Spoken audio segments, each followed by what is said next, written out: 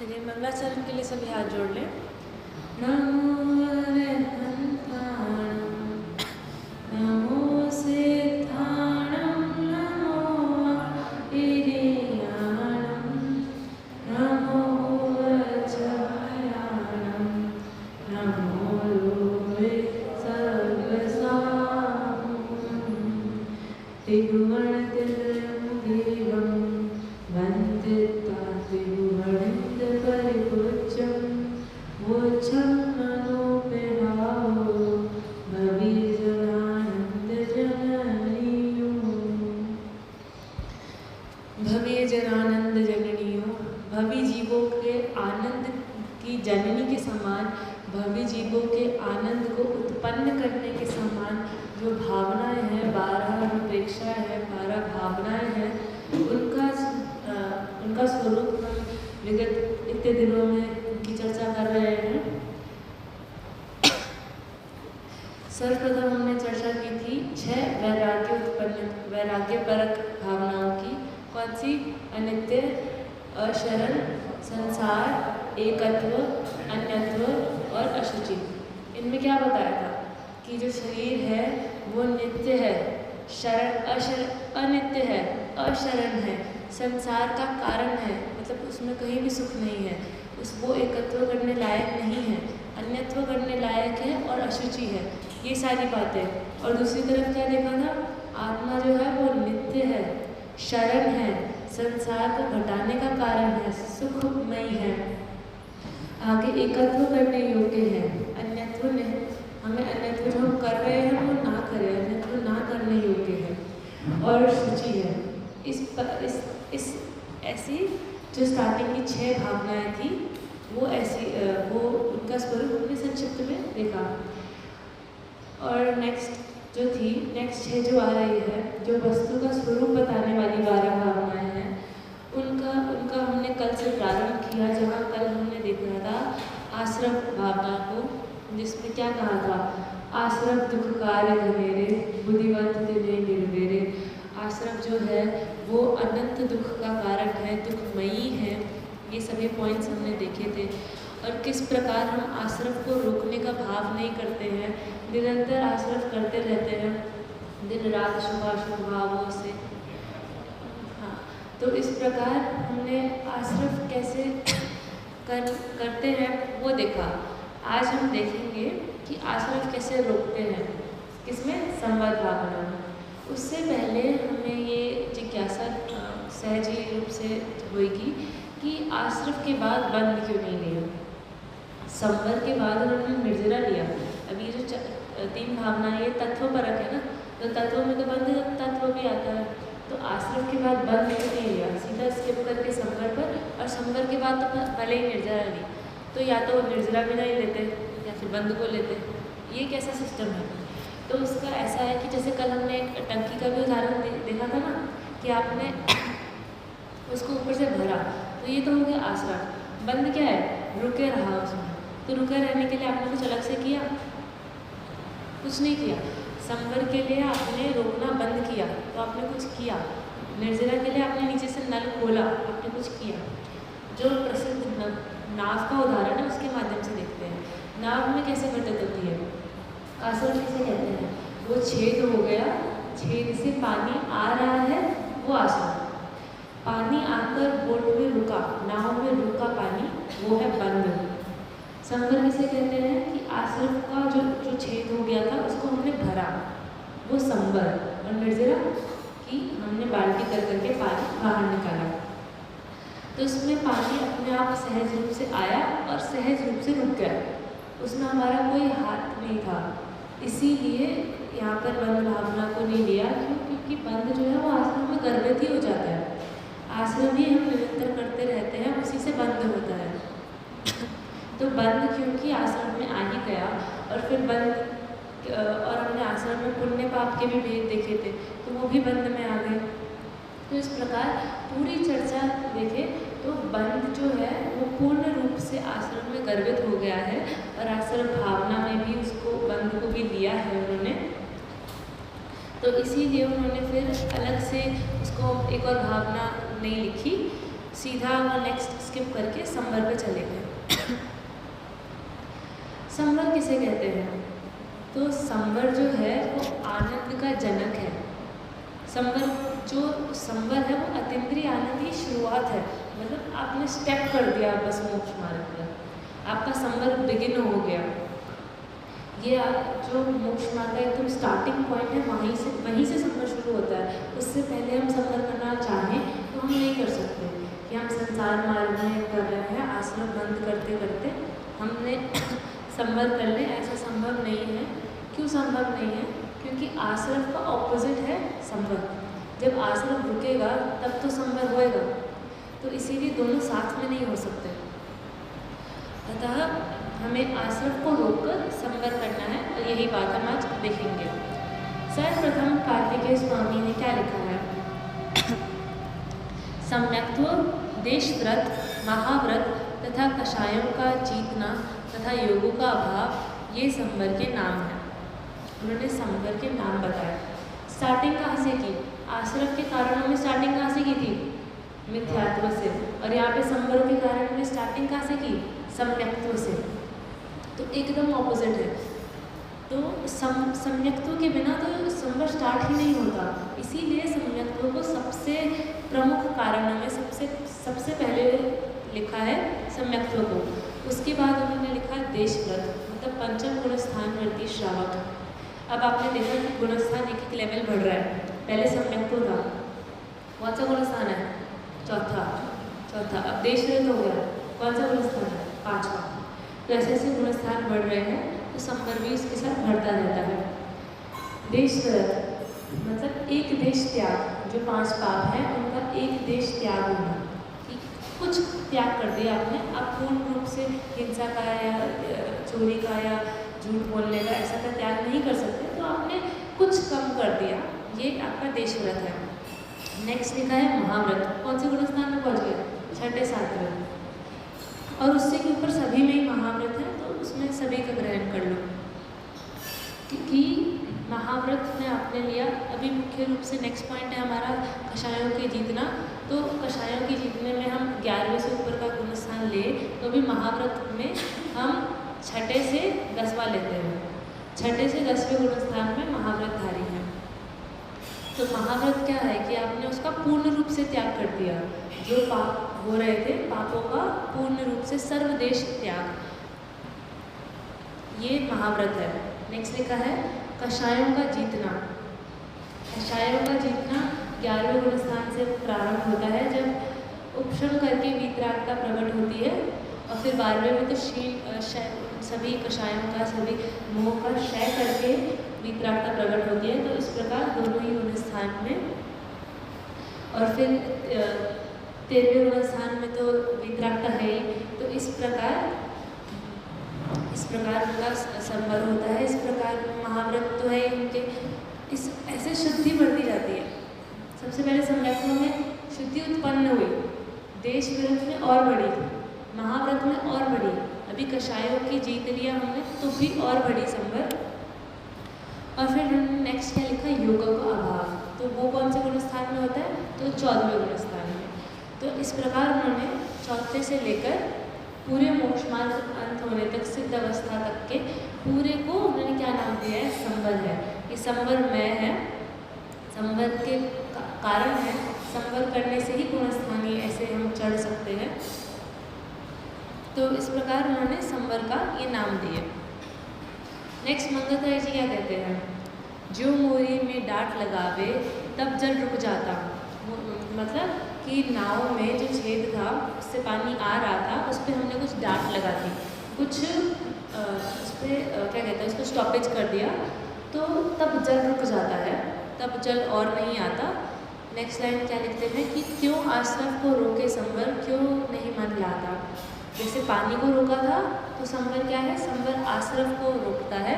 फिर आगे कहते हैं क्यों नहीं मन लाता। जब पढ़ा था आश्रम दुखकार है, और इसमें बताया है कि आश्रम को रोकने वाला है, तो क्यों नहीं मन लाता, अपने मन को उसको क्यों नहीं लाता, क्यों नहीं करता है। फिर आगे लिखा 5 महाव्रत समिति गुप्ति कर वसन काय मन को, कि मन वच काय से क्या करके 5 महाव्रत 3 5 महाव्रत, 5 समिति, 3 गुप्ती, इन सब का पालन करके। और आगे और क्या लिखा, 10विध धर्म, 10 प्रकार के धर्म जो भी चल रहे हैं, 10 लक्षण, इसमें हर रोज़ एक दिन आ रहा है, ये 10 धर्म हैं, तो इन 10 धर्म को भी धारण करके। परिचय 22 परिचय यहाँ पर भी सारे ऊपर लगे हुए हैं। 22 परिचय जीत कर और 12 भावन को, 12 भावनाओं को भा कर क्या है कि ये सब भाव 57 मिलकर आश्रव को खोते, कि ये सभी भाव मिलकर आश्रव को खोते हैं, आश्रव का निरोध करते हैं, आश्रव को रोकते हैं और संवर को उत्पन्न करते हैं। सुपन दशा से जागो चेतन, कहाँ पड़े सोते। क्या लिखा है इन्होंने, सुपन दशा से, मतलब अभी तक तुम सो रहे हो तो जागो। पहले भी बोला था ना कि मोह नींद से जगाने के लिए होकर दयालु उपदेश कहे गुरु 12 भावन को, कि मोह नींद से जगाने के लिए। और यहाँ पर भी कहा कि सुपन दशा से जागो चेतन, उठो, कहाँ पड़े सोए, कि कहाँ पर पढ़ के आप सो रहे हो, देखो, विचारो, जागो उस नींद से। भाव शुभाशुभ रहित शुद्ध भावन संवर भावे। कल क्या देखा था, शुभाशुभ भाव क्या है, शुभाशुभ भाव क्या है, आश्रव है, तो और आश्रव से रहित संवर होता है, तो उसी को लिखा शुभाशुभ भाव से रहित।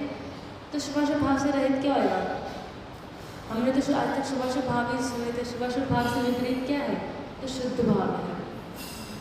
कहते इसमें आता है ना कि पाप का ऑपोजिट क्या है, पुण्य, पक्का नहीं, पाप का ऑपोजिट है शुद्ध भाव, क्योंकि पुण्य और पाप एक ही कैटेगरी में आता है, तो वो एक दूसरे के ऑपोजिट कैसे हुए, पुण्य और पाप एक दूसरे के ऑपोजिट नहीं है, वो तो भाई भाई है, तो किस क्या कहते हैं, हाँ, उसको अशुद्ध भाव कहते हैं। पाप है अशुद्ध भाव, तो अशुद्ध भाव का ऑपोजिट क्या होएगा, शुद्ध भाव।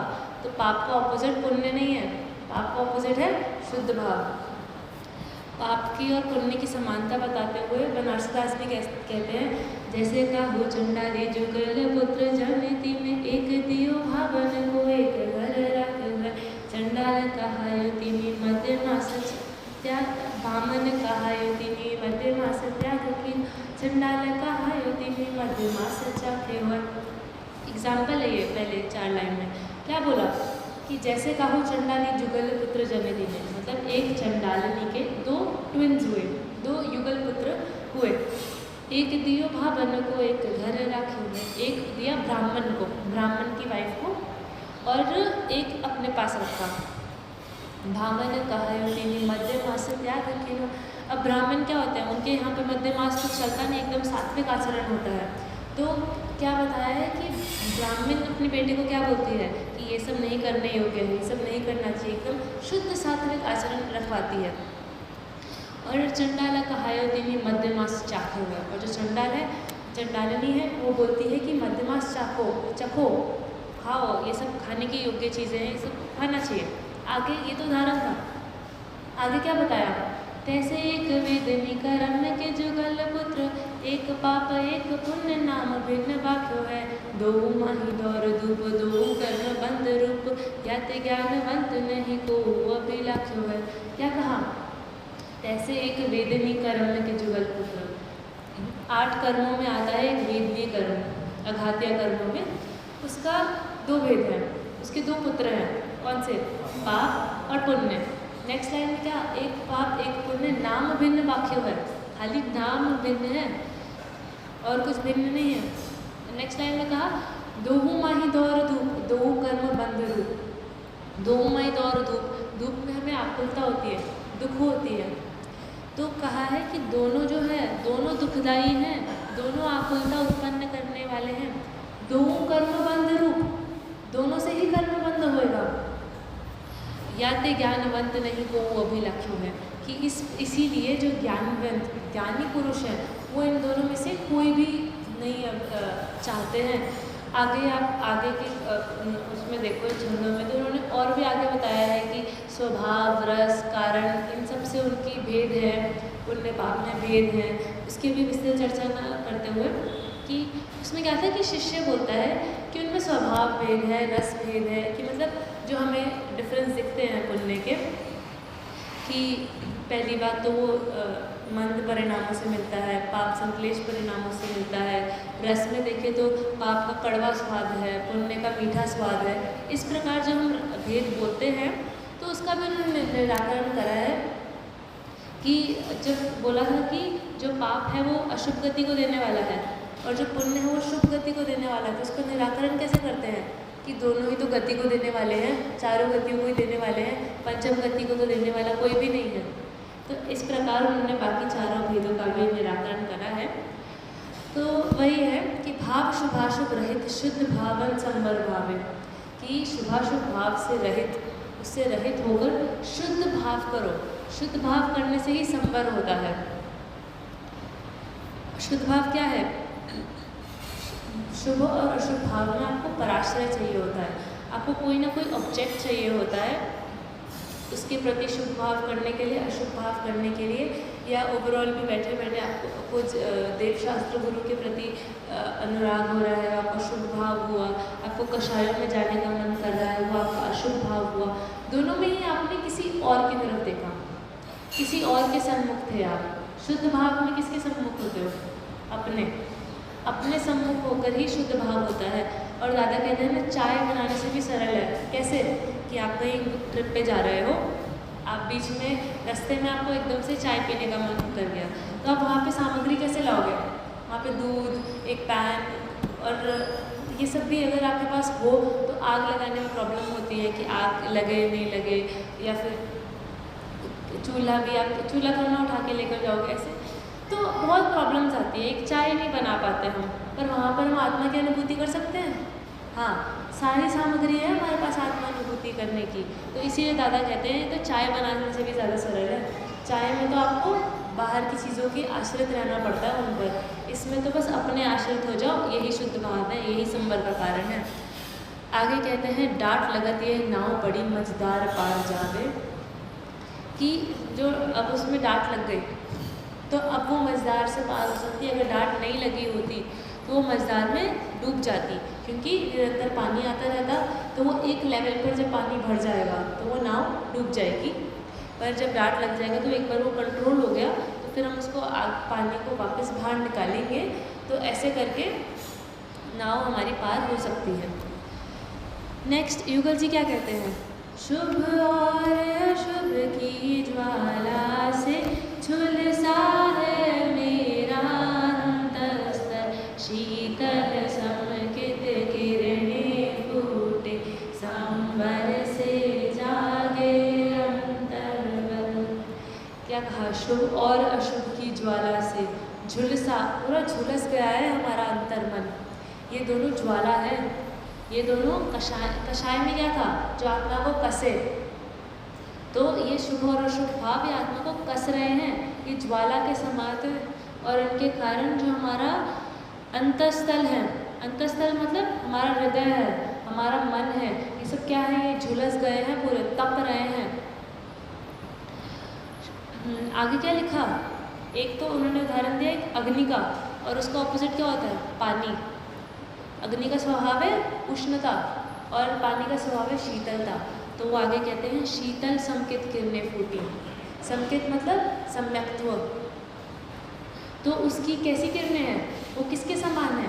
शीतल के समान है। वो शीतलता प्रदान करने वाला है, ठंडक, हमारे चित्त को शांत करने वाला, हमारे चित्त को ठंडक प्रदान करने वाला। और ये जो अभी तक अपनी ज्वाला से हमारा झुलस रहा था अंतर्मन, उसको ठंडा करने वाला, उस आग को बुझाने वाला क्या है? समकित किरणें, समकित सम्यक्त्व रूपी किरणें। और संवर से जागे अंतर्बल। संवर से क्या जगता है? हमारा अंतर्बल, हमारा जो अपना पुरुषार्थ है, हमारा जो अपना वीर्य है, अंतर्बल बढ़ता है। और ऐसे बढ़ते बढ़ते क्या प्राप्त होता है? अनंत वीर्य। और वो कब प्राप्त होता है? जब हम पूर्ण तरह से वीतराग हो जाते हैं, हमारे अंदर का बल बढ़ता है। तो इस प्रकार ये संवर की चर्चा युगल जी ने की। आगे 6 डाला में क्या लिखते हैं? जिन पुण्य पाप नहीं कीना, आत्म अनुभव जित दीना, तिन ही विधि आवत लोके, संवर लही सुख अवलोके। क्या कहा? जिन पुण्य पाप नहीं कीना, मतलब शुभ अशुभ भाव जिन्होंने नहीं किए। और फिर उन्होंने क्या बताया? अच्छा, अब शुभ अशुभ भाव तो रहने दो, हम शुभ और अशुभ भाव नहीं करेंगे, हम जाकर बस अपनी चद्दर ओढ़ के सो जाएंगे। तो आगे क्या क्या करना है ये भी बताया। क्या करना है? आत्म अनुभव चित्त बिना, आत्मा के अनुभव में अपने चित्त को पूर्ण रूप से दे दो, समर्पित कर दो, अपने चित्त को लगा लो। किसमें? आत्मा के अनुभव में। पहले तो नास्ति से कथन किया कि क्या नहीं करो, शुभ और अशुभ भाव नहीं करो, और फिर क्या करो? तो आत्मा का अनुभव करो। अब लिखा तीन ही विधि आश्रम रोके। इस ही विधि से आश्रम को रोक सकते हो। इसका मतलब अन्य कोई विधि नहीं है आश्रम को रोकने की, और इस विधि से आश्रम रुकेगा ही रुकेगा। दोनों टाइप की बातें इसमें से निकलती हैं कि आश्रम, इस विधि को हमने अपनाया, इस विधि का पालन किया तो आश्रम रुकेगा ही रुकेगा, और इसी विधि से रुकेगा। दोनों बातें हैं। और नेक्स्ट है संवर नहीं सुख अवलोके, कि संवर प्राप्त करेंगे हम, संवर को प्राप्त करके सुख अवलोके, सुख प्राप्त करेंगे, सुख को अवलोकन करेंगे, मतलब सुख प्राप्त कर सकते हैं हम। और इस फर्स्ट लाइन में जैसे अस्थि नास्ति से कथन किया था ना, सेकंड लाइन में भी नेगेटिव पॉजिटिव में कथन किया है। कैसे?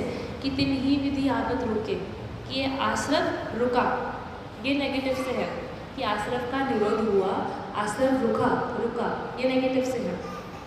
और क्या उत्पन्न हुआ? पॉजिटिव में क्या उत्पन्न हुआ? संवर उत्पन्न हुआ, और उसके साथ सुख उत्पन्न हुआ। और इस प्रकार 6 डाला में उन्होंने बात कही थी। आगे भूतधर जी क्या कहते हैं? सतगुरु दे जगाए, मोह नींद जब उपशमे, तब कछु बने उपाय, कर्म चोर आवत रुके। कल क्या देखा था हमने? कर्म रूपी चोर चहु ओर मंडरा रहे हैं। और हमने देखा था ना कि हमने जगत में सभी चोरों के लिए तो सिक्योरिटी सिस्टम रखा, इस चोर के लिए आज तक कोई सिक्योरिटी सिस्टम नहीं रखा। तो यहाँ पर वो बता रहे हैं कि किस प्रकार सिक्योरिटी इनेबल कर सकते हैं। वो सिस्टम क्या है, क्या लॉक लगा सकते हैं हम अपने ऊपर कि हमारे पास कर्म रूपी जो चोर है ये ना आए, इसके लिए क्या लॉक है। तो वो ये बता रहे हैं। फर्स्ट लाइन में क्या कहा? सदगुरु दे जगाए, मतलब हम सदगुरु का उपदेश पढ़ें, देव शास्त्र गुरु को पढ़े, उनका क्या कहना चाह रहे हैं उसको अपने अंतर में होता है। वो हमें जगा रहे हैं मोह रूपी नींद से, तो हम जागे। मोह नींद जब उपशम है, कब जागेंगे? जब मोह नींद का उपशम होएगा, मतलब मोह नींद जो मोह है उसका उपशम क्या मतलब होता है? उपशम दब जाना। उसको वो एक बार जब मोह दबेगा, तब जब वो नींद दब गई एक बार, तब जाकर क्या हम जागेंगे। कैसे जागेंगे? सदगुरु ने जिस प्रकार जगाया है, हम उनके मार्ग पर चलते उस प्रकार हम जागेंगे। तब कछु बने उपाय, कि तभी कुछ उपाय बनेगा। उपाय किस चीज़ का? जो कल हमने इतने सारे दुख पड़े थे, इतनी प्रॉब्लम्स पड़ी थी, आज पूरा उसका सल्यूशन है। कल सारी प्रॉब्लम्स थी, आज सल्यूशन है। तो कल प्रॉब्लम्स बताई थी कि दुख है और कर्म रूपी चोर हमारा सर्वस्व लूट के ले जा रहे हैं, ऐसी ऐसी बातें की थी। तो आज उसका उपाय बनाया है, तब कछु बने उपाय, कर्म चोर आवत रुके, कर्म रूपी चोरों का आना रुक जाएगा, इस प्रकार से। अच्छा, अब इसमें एक विशेषता है, 5 लब्धि पूर्वक सम्यक दर्शन होता है। तो इस 4 पद में उन्होंने 5 लब्धियाँ घटा दी। कैसे? मोह नींद का जब उपशम हुआ, ये कौन सी लब्धि है? क्षयोपशम और विशुद्धि। मोह नींद का उपशम हुआ। नेक्स्ट क्या था? सदगुरु देव जगाए, ये क्या है? देशना लब्धि। तब कछु बने उपाय, ये प्रायोग्य लब्धि है। और लास्ट में कर्म चोर आवत रुके, ये करण लब्धि पूरी हो गई। और अब क्या प्रकट होएगा? सम्यक दर्शन। तो ऐसे उन्होंने सम्यक दर्शन उत्पन्न किया है। ऐसे आप देखो जिनागम की एक एक पंक्ति में कितना हिडन अर्थ होता है कि आप उसको कितने तरीके से आप उसको इंटरप्रेट कर सकते हो, कितनी तरीके से उसका एक अर्थ निकाल सकते हो। और हर तरीके से अर्थ निकाल कर आप पहुँचोगे शिव मार्ग तक ही, शिव तक ही। तो इस प्रकार ये था। नेक्स्ट देखें हम जयसेन जी की वाड़ा भावना। तो उसमें उन्होंने क्या कहा है? निज स्वरूप में लीनता निश्चय संवर जानी, समिति गुप्ति संजम धर्म धरे पाप की हानि। अभी तक तो हम बस जो कर्म आ रहे थे उनको रोकना संवर कहा हमने, कि जो कर्म आश्रम हो रहा है उसका निरोध करा, उसको रोका, सो संवर। अब इन्होंने नेक्स्ट नई परिभाषा बताई, जयसिंह जी छाबड़ा की तो सारी निश्चय परक 12 भावना है पूरी की पूरी, तो उन्होंने क्या बताया संवर का स्वरूप? निश्चय संवर जानी, निश्चय संवर जानना चाहिए किसको? निज स्वरूप में लीनता, अपने स्वरूप में लीनता ही संवर निश्चय संवर है। बाकी कर्म आ रहे हैं जा रहे हैं, वो तो कर्मों का डिपार्टमेंट है, वो खुद देख लेंगे उनको आना है या जाना है। हमें क्या करना है? हमें निज स्वरूप में लीनता करना है, यही निश्चय संवर है। आगे क्या कहा? समिति गुप्ति संयम धर्म, 5 समिति 3 गुप्ति और अन्य प्रकार के संयम धारण करना। धर्म मतलब 10 धर्म जो भी चल रहे हैं, धैर्य पाप की हानि। तो ये जो भी बताएं इसको धारण करके क्या होएगा? पापों की हानि होएगी, पापों का नाश होएगा। और पाप में खाली पाप का नाश होएगा या पुण्य का भी नाश होएगा? पुण्य का भी नाश होएगा, क्योंकि पुण्य पता है एक्चुअली में है क्या? पाप के मंद फॉर्म को पुण्य कहते हैं।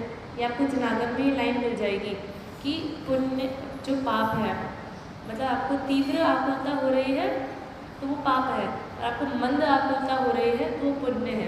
यही डिफरेंस है कि पाप का लो डोज, जैसे वैक्सीन देते हैं ना, तो उस बीमारी का आप छोटा सा वैक्सीन का फॉर्म आप दवाई उसको मंद करके आप वो बॉडी में डालते हैं, तो वैसे ही है पुण्य वैक्सीन के समान है कि वो 104 हाँ एग्जैक्टली 104 डिग्री बुखार है किसी को तो पाप का उदय, और 101 डिग्री को पुण्य का उदय मान ले। ऐसा है वास्तविक में इनका स्वरूप कि कम दुख मिला तो हमने उसको पुण्य मान लिया। तो ये बात उन्होंने यहाँ पे कही है कि पाप की हानि, तो पाप की हानि में हम पाप पुण्य दोनों को ले, क्योंकि उनकी जाति तो एक ही है। तो पूरी एक जाति में से उन्होंने एक पॉइंट को हाईलाइट करके बोल दिया तो पूरी जाति आ गई ना उसमें। तो इस जैसे रिप्रेजेंटेटिव होते हैं, तो रिप्रेजेंटेटिव के रूप में पाप की हानि लिख दिया, हमें लेना दोनों को है। नेक्स्ट बड़े पंडित जी क्या कहते हैं? मिथ्यात्व अभिसत श्रद्धा से व्रत से अविरति का नाश करूं। कि अभी सत श्रद्धा मतलब अभी वर्तमान जो मेरी श्रद्धा है उसमें से क्या नाश करूं? मिथ्यात्व नाश करूं, और व्रत से अविरति का नाश करूं।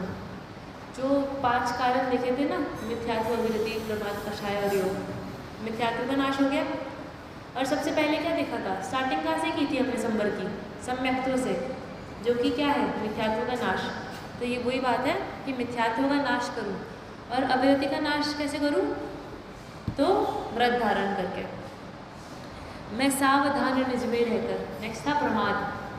प्रमाद का ऑपोजिट क्या है? हम सावधान रहें, विवेकी रहें। तो सावधान कहाँ पर रहें? निज में रहकर। मैं निज में सावधान रहूं, और निज में रहूं, पूरे टाइम निज में रहूं, और निज में भी कैसे रहूं? सावधानता से रहूं कि 1 सेकंड भी निज से चूक ना जाऊं। ऐसी सावधानता से मैं निज में रहूं, ये प्रमाद भी हो गया। निकषाय भाव उद्योत करूं। अब कषाय का कि निकषाय मतलब कषायों से रहित ऐसे भाव को, क्या है कषायों से रहित भाव? शुद्ध भाव। तो कषायों से रहित भाव, ऐसा शुद्ध भाव को उद्योत उत्पन्न होए, उसका उद्योत मतलब उत्पन्न करूं। इस प्रकार हमने पहले 4 ले लिए, लास्ट क्या बचा? योग।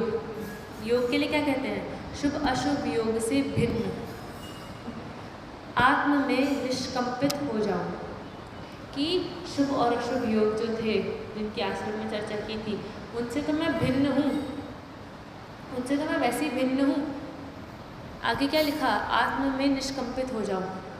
कंपन क्या है? हिलना डुलना। तो आत्मा में निष्कंपित हो जाऊं मतलब आत्मा में जम जाऊं, रम जाऊं, फिर हिलू डुलू नहीं, ऐसा आत्मा में निष्कंपित हो जाऊं। संवर में ज्ञायक आश्रय कर नवकर्म नहीं अपनाऊंगा। कि संवर में जो ज्ञायक, संवर में ज्ञायक का आश्रय करके, कि पहली बात तो आश्रय किसका करना है? ज्ञायक का। वो ज्ञायक कैसा है?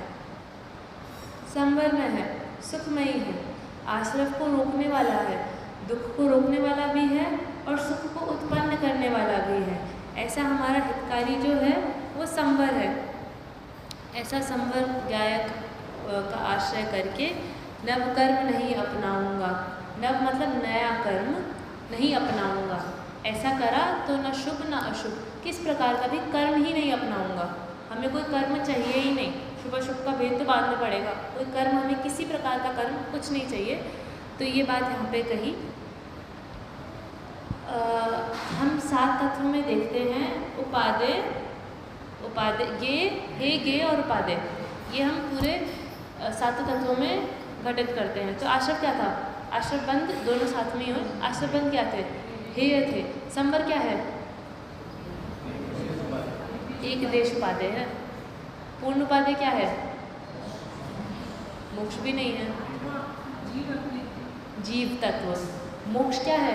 आश्रय करने योग्य उपादेय है। संवर और निर्जरा तो एक देश उपादेय है। मोक्ष क्या है? आश्रय करने योग्य उपादेय। पर पूर्ण उपादेय, परम उपादेय किसको कहा है?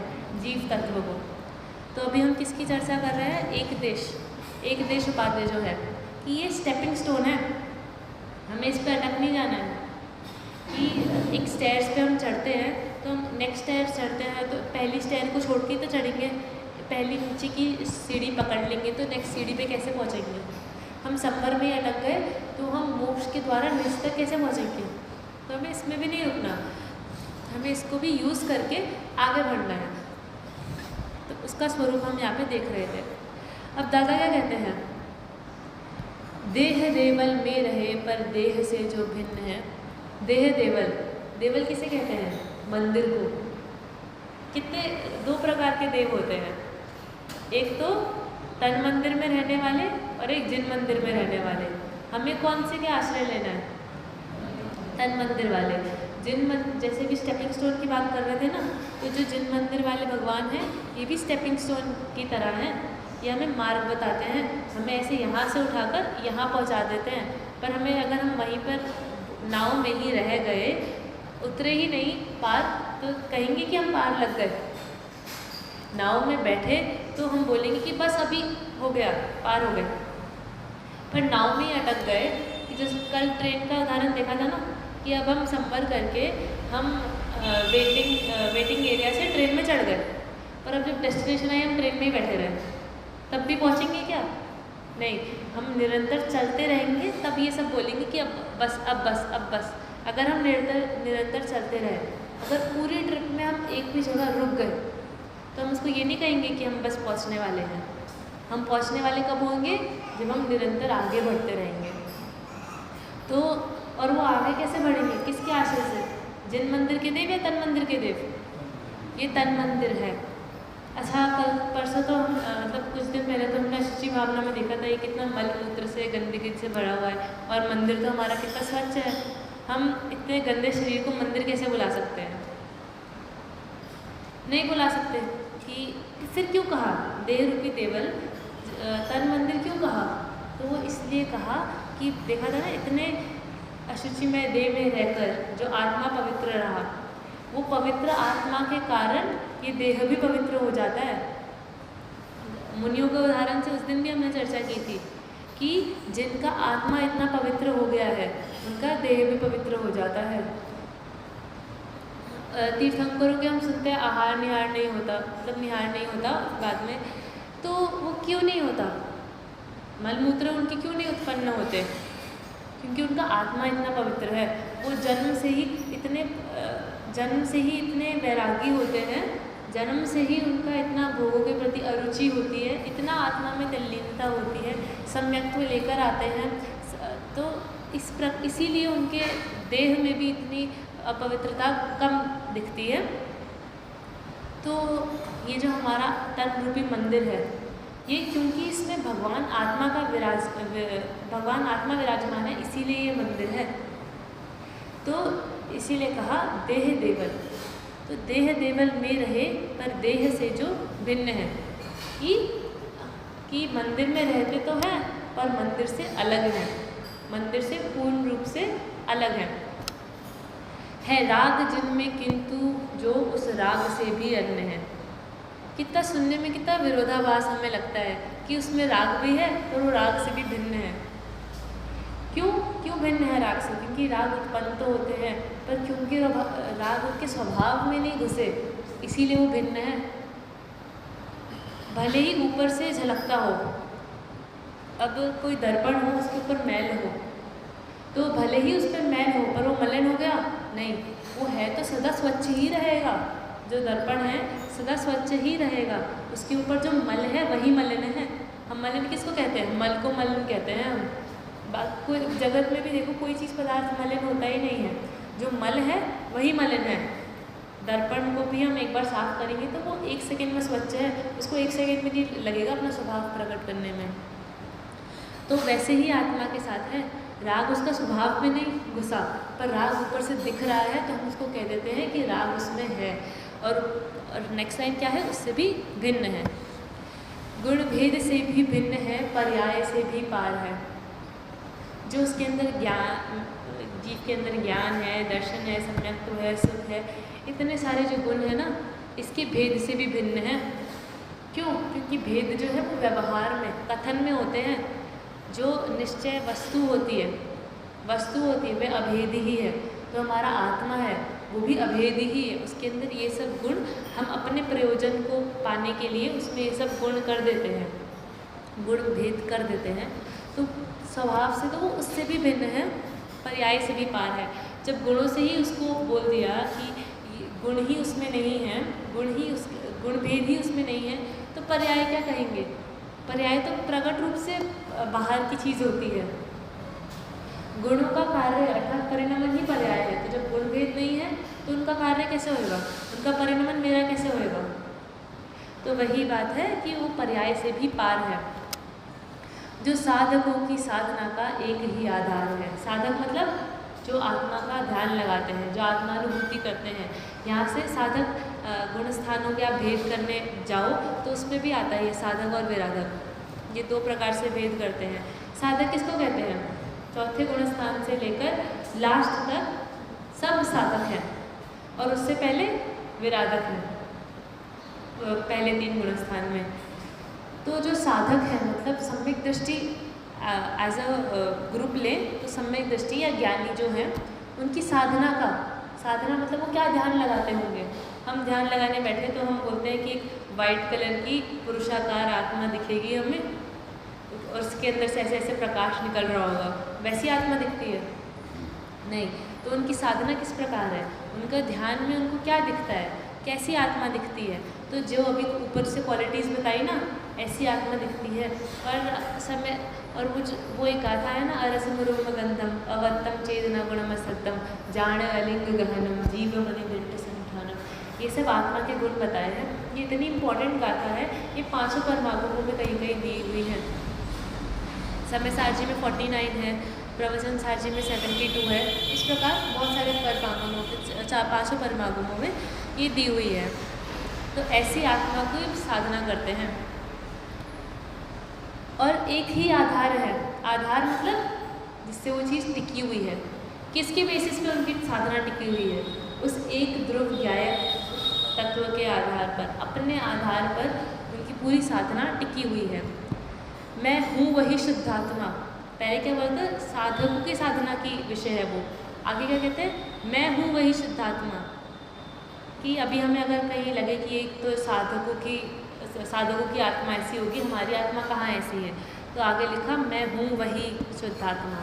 मैं वही शुद्धात्मा हूँ, चैतन्य का मार्तंड हूँ, ज्ञान दर्शन का मार्तंड हूँ, आनंद का रसकंद हूँ, रस से आनंद रूपी रस से भरा हुआ हूँ, और ज्ञान का घनपिंड हूँ। मैं ध्येय हूँ, श्रद्धेय हूँ, मैं ज्ञेय हूँ, मैं ज्ञान हूँ, बस एक ज्ञायक भाव हूँ मैं स्वयं भगवान हूँ। इन पंक्तियों को दोहराओ, इतना आनंद उत्पन्न होता है कि सुनने में इसको बार बार हम बोलते रहें कि मैं ही ध्येय हूँ, मैं श्रद्धेय हूँ, मैं ध्यान करने योग्य हूँ, मैं श्रद्धान करने योग्य हूँ, मैं जानने योग्य हूँ, मैं ज्ञान और मैं जानने वाला भी हूँ, मैं जानने में आने योग्य भी हूँ, मैं जानने वाला भी हूँ, मेरे द्वारा जाना जाता है, सब मिलाकर मैं ही हूँ। मैं ज्ञेय हूँ, मैं ज्ञान हूँ, बस एक ज्ञायक भाव हूँ। तीनों आ गए कि मैं ज्ञेय हूँ। ज्ञेय मतलब जिसको जाना जाए, जो जानने योग्य है। ज्ञान मतलब जिसके द्वारा जाना जाए, जो कर्म है। और ज्ञायक मतलब जो जानता है। तो कर्ता, कर्म और करण तीनों आ गए इसमें। तीनों कारक जो 6 कारक आत्मा में घटित करते हैं, उसमें से 3 कारक तो यहीं पे कर दिए। और आगे क्या लिखते हैं, मैं स्वयं भगवान हूँ, मैं स्वयं भगवान हूँ। अभी भी मेरा ध्रुव जो है वो उतना ही पवित्र है जितना सिद्ध भगवान का है। बस पर्याय, और फिर क्या कहते हैं, पर्याय भले ही पामर हूँ, अंतर से प्रभुतावान हूँ मैं। कि पर्याय भले ही पामर हो, पामर मतलब ऐसे ही काम की नहीं तो क्या कहेंगे पामर को, तो हाँ कमज़ोर, कि पर्याय में भले ही कमज़ोरता दिखती है, पर्याय हमारी भले ही पामर हो। आगे क्या लिखा, अंतर से मतलब ध्रुव स्वभाव से कैसा हूँ मैं, प्रभुतावान हूँ मैं। और जब हम जान लेंगे ना ये बात की, तो पर्याय पामर रहेगी नहीं ज़्यादा काल तक, वो अपने आप प्रकट हो जाएगी। आगे क्या कहते हैं, यह जानना पहचानना ही ज्ञान है, श्रद्धान है। कि इसी बात को बस जान लिया, पहचान लिया, यही हमारा ज्ञान और श्रद्धान है। कैसा ज्ञान और श्रद्धान है, सम्यक ज्ञान और सम्यक श्रद्धान है, जिसको हम बोलते हैं सम्यक दर्शन और सम्यक ज्ञान है। और उनके साथ प्रकट जो होता है वो सम्यक चारित्र भी प्रकट होता है। तो तीनों का प्रकट होने का उपाय क्या है, इसी को जानना, इसी को पहचानना। केवल स्वयं की साधना आराधना ही ध्यान है। केवल स्वयं की खाली मेरी साधना ही, पर पदार्थों में हम किसी की भी साधना करें तो वो ध्यान नहीं है। हम किसी भी चीज़ का ध्यान लगाने बैठें वो ध्यान नहीं है। सच्चा ध्यान क्या है, केवल स्वयं की साधना, केवल मेरी साधना ही क्या है, ध्यान है। ये ज्ञान, ये श्रद्धान, बस ये साधना आराधना। बार बार क्यों रिपीट कर रहे हैं ध्यान को, साधना को, क्यों, क्योंकि ये संवर के कारण है। तो और कौन सी भावना चल रही है, संवर भावना। तो संवर भावना के जो कारण हैं उन कारणों को बताया है कि सारे के सारे कारण क्या है, मैं ही सबसे बड़ा संवर का कारण हूँ। मैं स्वयं को जानूँ, यही संवर का कारण है। तो इसीलिए उन्होंने कहा यही ज्ञान है और यही श्रद्धान है, बस यही साधना है, यही आराधना है, बस यही संवर तत्व है, बस यही संवर भावना। एंड कर दिया उन्होंने तो कि यही संवर तत्व है। संवर तत्व और संवर भावना ये एक ही बात है। मैं अपने आप को जानूँ, यही संवर तत्व है, और इसी की भावना भाना यही संवर भावना है। इस सत्य को पहचानते वे ही विवेकी धन्य है, ध्रुव धाम के आराधकों की बात ही कुछ अन्य है। वो भजन आता ना, वे लोग और थे, वही बात है यहाँ पे कि उनकी तो बात ही कुछ अन्य है, उनकी महिमा अपरंपार है। और फिर एक और आता है ना कि आत्मा स्वभाव से महान, महान से महंत हो गए। क्या पहले तो कहा कि आत्मा स्वभाव से महान है, पर क्यों, क्योंकि उन्होंने अपनी पर्याय में वो महानता प्रकट कर ली, इसलिए वो महान से महंत हो गए। इसीलिए जब हम बोलेंगे कि भगवान आत्मा है, मतलब जो भगवान है वे भी भगवान आत्मा है, मैं हूँ, मैं भी भगवान आत्मा हूँ, तो मैं उनके आगे क्यों झुकता हूँ। झुकने का एक ही कारण है, पर्याय की प्रकटता। ध्रुव के स्वभाव से देखने जाएं तो देव दर्शन ही नहीं कर सकते हम, क्योंकि सेम है। अब सेम टू सेम के आगे कौन झुकेगा। अगर कोई सेम कैटेगरी का इंसान हो तो उनके सामने थोड़ी ना झुका जाता है।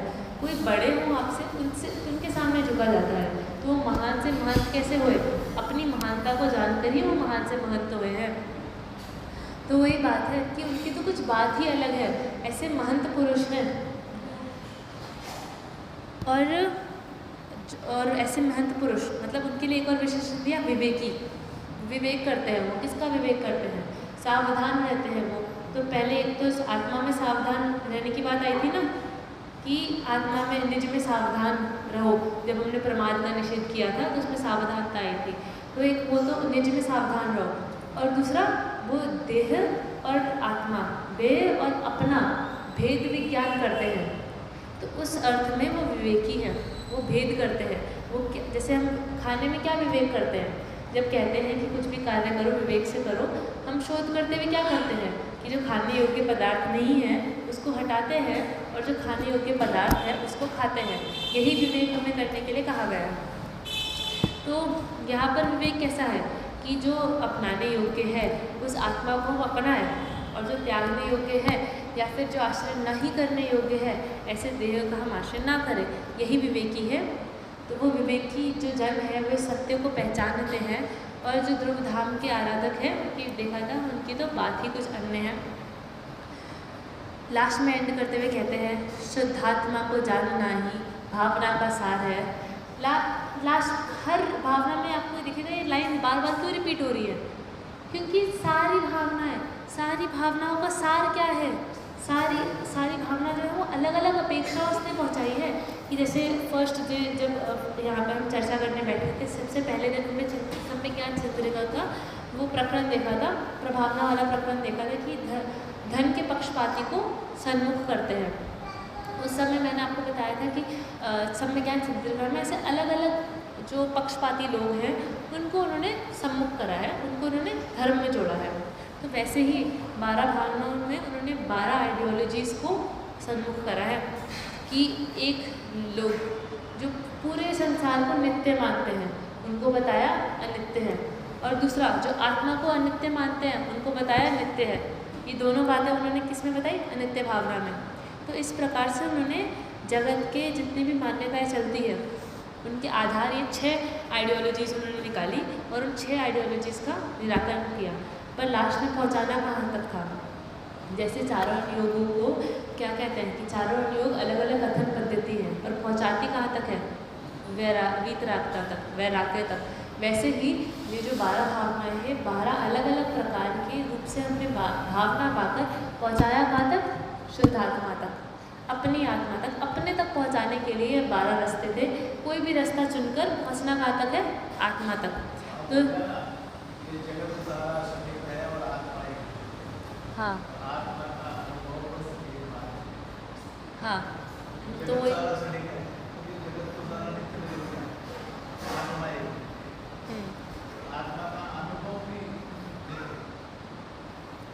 जैसे हम कहीं जाते हैं तो किसी को जैसे कहीं थिएटर में हम जाएं तो वहाँ पर किसी एक कैरेक्टर को दिखाने के लिए क्या होता है, उसके ऊपर स्पॉटलाइट डाली जाती है। तो इन 12 भावनाओं में किस पे स्पॉटलाइट दी है, किसको दिखाना चाह रहे हैं वो, अपने आप को। हमारे ऊपर स्पॉटलाइट ऊपर से गिर रही है और हम बाहर ढूंढ रहे हैं कि किसके ऊपर डाली स्पॉटलाइट। हमने पूरे थिएटर में रोल किसका था, हमारा था, तो स्पॉटलाइट किस पे डाली, हम पर। हम ढूंढ रहे हैं बाहर। तो इन सारी भावना से हमें नित्य बताकर, हमें शरण बताकर, हमें संसार का अभाव करने वाला, ये संसार भावना में हम सुख मान रहे थे, तो अब हमें सुख मैं बताकर, हमें शुचि बताकर, हमें एकत्व करने योग्य बताकर, इस प्रकार से उन्होंने हम पे स्पॉटलाइट डाली है। तो हमें वो स्पॉटलाइट जिस पे डाली है उसको देखे तो सही एक बार। थिएटर में तो हम ढूंढते रहते हैं जिस पे स्पॉटलाइट देखिए, ऐसे चेंज कर करके देखते रहते हैं। यहाँ पे जिस पे स्पॉटलाइट डाली है उसको देखो। तो सभी आचार्यों ने हमारे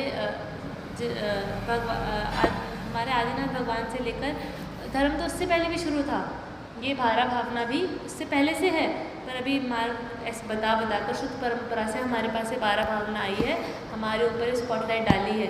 तो जिस पे डाली है हम उसको एक बार देखें। तो लास्ट में क्या कहते हैं, शुद्धात्मा को जानना ही भावना का सार है। जिस पे वो स्पॉटलाइट डाली है उसका स्वरूप समझे, हम उसको जानने, यही भावना का सार है। यही पूरे थिएटर को सेटअप करने का प्रयोजन था।